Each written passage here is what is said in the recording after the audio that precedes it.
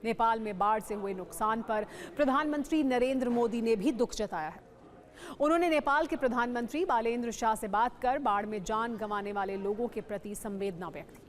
उन्होंने कहा कि इस मुश्किल समय में भारत नेपाल के लोगों के साथ मजबूती के साथ खड़ा है और हर संभव मदद के लिए तैयार है। बताया जा रहा है कि नेपाल की मदद के लिए भारतीय वायुसेना तैयार है। C-17, C-130J और C-295 जैसे विमान स्टैंड बाय मोड पर हैं। आज वायुसेना का C-130 विमान राहत सामग्री लेकर जाएगा। NDRF की बाढ़ राहत टीम भी स्टैंड बाय पर है।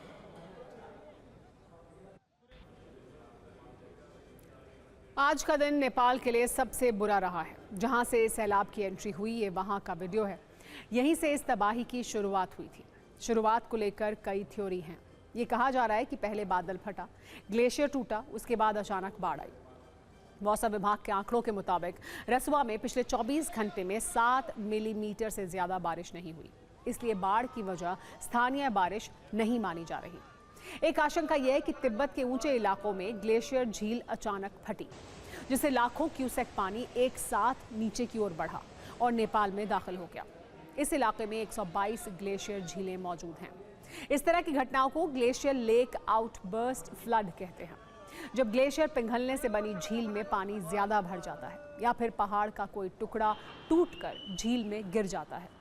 ऐसे में झील का बांध अचानक टूट जाता है। पानी का सैलाब, बर्फ और मलबा तेजी से घाटियों की ओर बहता जाता है। नीचे की तरफ बहाव होने से पानी की रफ्तार इतनी तेज होती है कि जो रास्ते में आने वाली हर चीज को अपने साथ बहा ले जाता है। इस भीषण तबाही का नुकसान नेपाल को हुआ, लेकिन इसकी शुरुआत तिब्बत के न्यालम से हुई, जहां से आया सैलाब नेपाल की भोटेकोशी नदी में दाखिल हुआ, जिससे नदी का जलस्तर अचानक 8 से 10 मीटर तक बढ़ गया। आगे बढ़ते हुए भोटेकोशी नदी का ये सैलाब त्रिशूली नदी में जा मिला। फिर नेपाल के मैदानी इलाके नारायणगढ़ की तरफ बढ़ा। यहाँ त्रिशूली नदी नारायणी नदी का रूप ले लेती है। अब इससे आगे का अलर्ट भारत के लिए भी है। नारायणी नदी भारत में प्रवेश करने के बाद गंडक कहलाती है। इस पूरी तबाही के पीछे एक आशंका और भी है, जिसकी जानकारी नेपाल के विदेश मंत्री ने दी। कहा जा रहा है कि भूकंप के बाद एक बड़े बर्फीले पहाड़ का टुकड़ा नेपाल तिब्बत सीमा पर बहने वाली लेंगदे नदी में गिरा। उसने नदी का रास्ता रोक दिया। इसके बाद वहां पानी जमा होता गया और ये अचानक नीचे की तरफ बहा। लेंगदे नदी का पानी आगे चलकर भोटेकोशी नदी में गया, जिससे वहां बाढ़ आ गई। चीनी सूत्रों की तरफ से भी यही प्रारंभिक जानकारी मिली है। ये सब कैसे हुआ, इसे विस्तार से आपको आइए समझाते हैं। नेपाल में एक बड़ा फ्लैश फ्लड आया, जिसकी शुरुआत तिब्बत से हुई, लेकिन किस रास्ते से वो आगे बढ़ा, किन किन जगहों को प्रभावित किया और कितने बड़े इलाके को प्रभावित करता हुआ आगे बढ़ा है। अलर्ट बिहार तक जारी कर दिया गया है, लेकिन हम आपको मैप के जरिए समझाते हैं।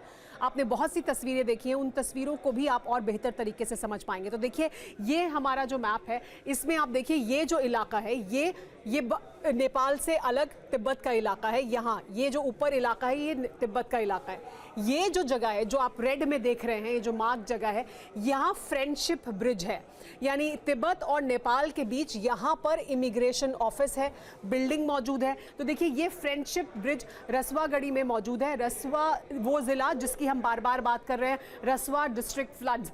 यहाँ पर बड़ा जो फ्लड है वो आया है। यहाँ ऊपर तिब्बत से आते हुए ये यहाँ पहुंचा और यहाँ से सीमा पार की, यानी तिब्बत की सीमा को पार करते हुए यहाँ इधर नेपाल की सीमा में दाखिल होता है। ये देखिए, ये जो तस्वीर आप इस वक्त देख रहे हैं, ये फ्रेंडशिप ब्रिज रसवागढ़ी में मौजूद है। ये जो इमारत है, इसको आपने वीडियो में देखा है, हम आपको दिखाएंगे भी ये इमारत किस तरह से। इसी इमारत पर आपने देखा दोनों तरफ से, यानी इस तरफ से भी, इस तरफ से भी, और इमारत के ऊपर से भी आपने मलबा आते हुए देखा है। तो ये वो जगह है जहां तिब्बत से नेपाल के बीच आने के लिए इमिग्रेशन ऑफिस बना हुआ है। इसी को फ्रेंडशिप ब्रिज कहते हैं। यहाँ एक ब्रिज है, वो ब्रिज पूरी तरह से टूट गया है। ये इमारत पूरी तरह से क्षतिग्रस्त हो गई है। रसवा डिस्ट्रिक्ट, यहाँ पर पूरा जो डिस्ट्रिक्ट है वो आता है। इस जगह के दोनों ओर आप देखेंगे यहाँ पर होटल्स मौजूद हैं।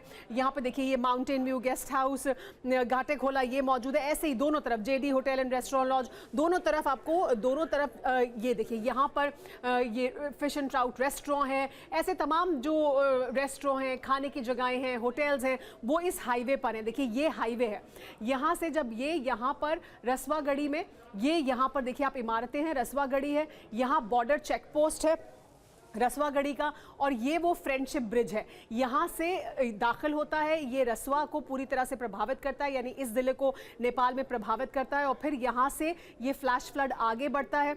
यहाँ देखिए ये रसवागढ़ी हाइड्रो पावर प्लांट है, ये जो है ये भी प्रभावित है। ऐसे तमाम जो हाइड्रो पावर प्रोजेक्ट्स हैं वो यहाँ पर मौजूद हैं, और यहाँ हाईवे है, इसके साथ साथ ये तमाम जो नदी है ये आगे बढ़ती है। और देखिए ये त्रिशूली जो नदी है उस सिस्टम में दाखिल हो जाती है, यानी ऊपर से आकर फिर यहाँ ये दाखिल होते हैं और उसके बाद यहाँ से ये आगे बढ़ता है।